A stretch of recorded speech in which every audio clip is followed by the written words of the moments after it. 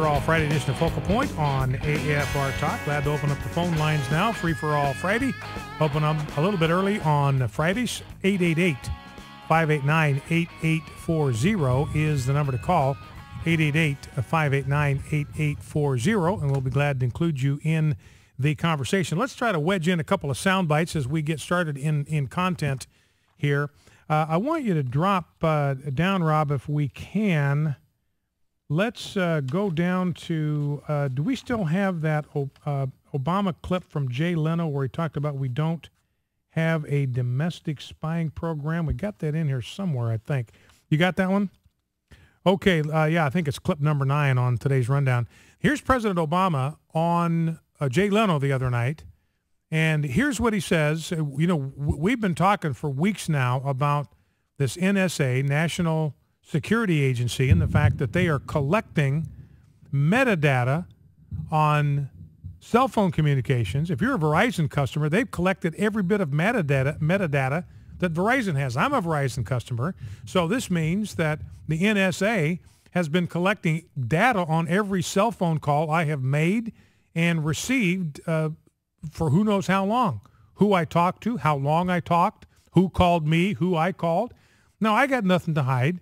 You got nothing to hide. The question is, do they have a right to look? Now, here's President Obama insisting that nothing like that is taking place. This is just a bald-faced lie. Let's listen. You know, this intelligence gathering that we do is a critical component of counterterrorism. And obviously with Mr. Snowden and the disclosures of classified information, it's raised a lot of questions for people. But what I said as soon as it happened, I continue to believe in, which is a lot of these programs were put in place before I came in. I had some skepticism, and I think we should have a healthy skepticism about what government's doing. I had the programs reviewed. We put in some additional safeguards to make sure that there's federal court oversight as well as congressional oversight, that there is no spying on Americans. We don't have a domestic spying program.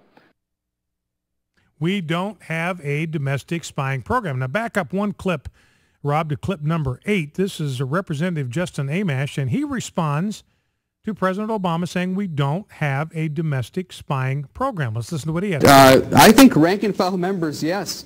There was an effort to keep information from us. And in fact, just last week, we had information that a classified document was going to be made available. They told us the day before, and they sent it through an unusual channel where nobody would really see it. My staff happened to find it. Everyone who attended the meeting that I talked to attended it because I told them that there was a briefing going on. They didn't actually know there was a briefing because it was put out there in such an invisible sort of way. So he says, look, this is disingenuous, highly misleading for the Obama administration to claim that there's no kind of snooping, no kind of domestic surveillance going on. Let's go back to clip number 1. This is Judge Andrew Napolitano on Fox News, and he's talking about what this administration has been doing, collecting this massive amount of data. Now we know it has to do with they're collecting email information. They are collecting telephone information, connecting information about Internet searches. All of this, they are amassing massive quantities of this. Now, under Bush, remember, this was restricted. Under Bush, it was restricted to communication that was international in scope, where somebody in America was talking to somebody overseas, and there was some reason to believe that this communication was not innocent. Then that communication could be tracked as a matter of national security. I'm absolutely fine with that. People that live overseas, they have no constitutional rights whatsoever. They do anything suspicious, and they contact anybody in the United States in the way that we believe is suspicious, then we go get a court order, got to be a warrant, and then we can look at that communication because it involves an American citizen. So we have to play by the rules. But what President Obama has done here is he's loosened it up so that communication that happens entirely within the United States, it starts in the United States and it ends in the United States, that data can be collected. And here's what Judge Napolitano had to say about all of that. Stress what the president said and what the president has done is as distressing as anything I have observed the government doing in my entire professional life. This president has orchestrated an end run Hey, Rob, around do the we have audio there on Constitution this? of gargantuan proportions. He approved it. He authorized it. He knows its extent. He did it in secret, and how he's denying that it exists. The federal government, in order to make their job of catching bad guys easier, they are determined to catch bad guys, God bless them for that, has decided to sweep up the private communications of everybody else as well. If the Constitution and the Fourth Amendment were written for anything, they were written to prevent exactly that. For him He's to not go, the only president who's no, he's not authorized the these only kind president. of... George W. Bush did it as well, and you and I debated it, and I expressed a similar view at the time. This is far grander in scope. You just had Congressman Justin Amash on. He is correct. This is every email and every phone call and every text of every American who uses a telephone or the internet and who doesn't, going back to early 2011, and the president has denied it.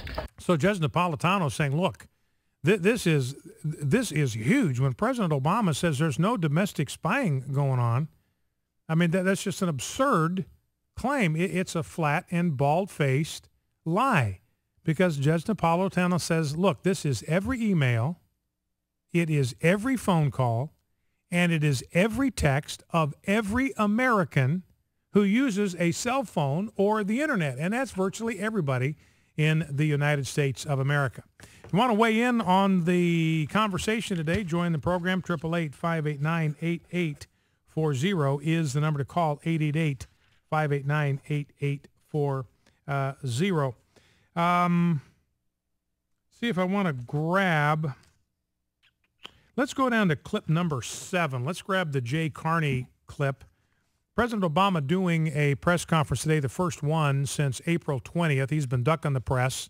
Finally going to do one today. I think he got shamed into doing it. People were complaining about his lack of accessibility. Last time he'd done a press conference where he was taking questions from reporters was April 20th.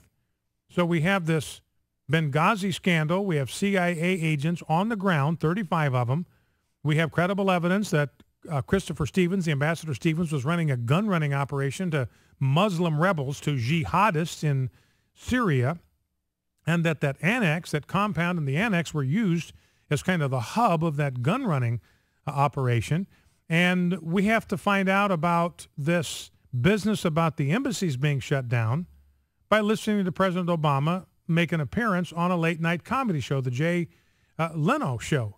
And a lot of outrage over that, even left-wing media types unhappy with the president for, I mean, you know, that's just personal with them because they don't think Jay Leno is a journalist. What right does Jay Leno have to be doing journalism, to be asking these questions of a president? That's our job to do that. They consider themselves the elites, a cut above.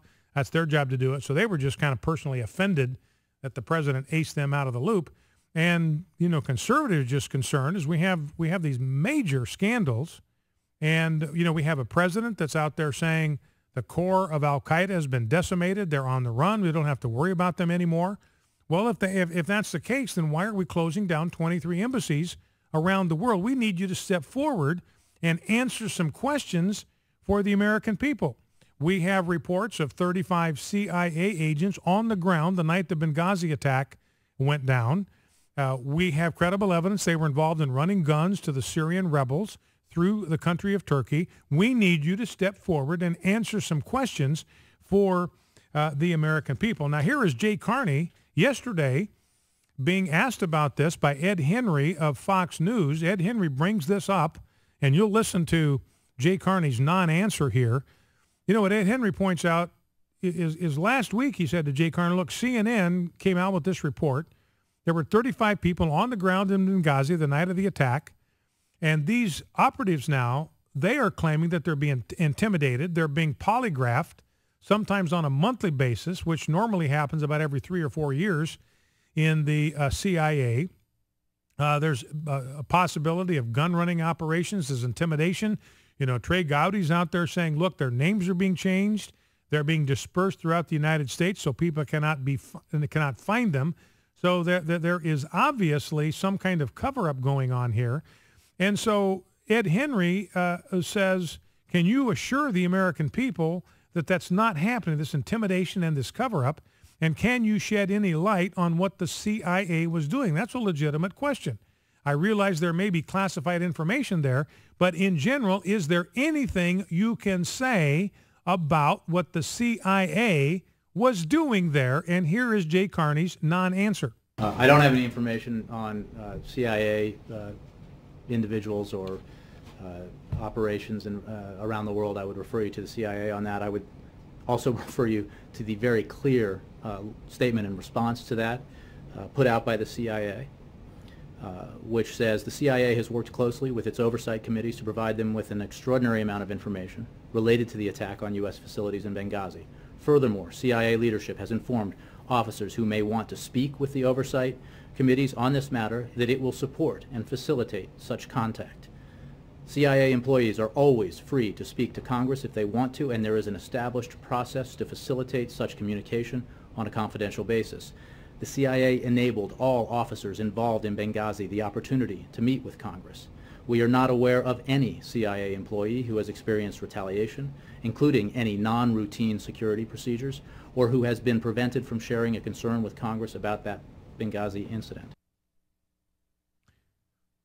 So Ed Henry follows up by saying, you're just relying, he's saying to Jay Carney, look, you're just reading off a page here. This is something the CIA produced. You're just reading words off a page. And he says, has the White House checked with the CIA to make sure that what's in the statement is the truth? Or is that just their statement? And Carney says, again, I would refer you to the statement the CIA made. So Carney asks a question, have you checked with the CIA? Is this statement even accurate, or is it just bilge? And Jay Carney says, just check with the CIA. So once again, it's a complete evasion, a complete non-answer of the question.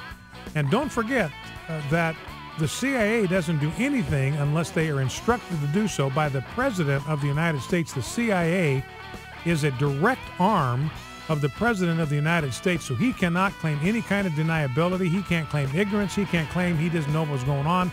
They only do what they do under his direct orders. Focal Point AFR Talk, back in 2.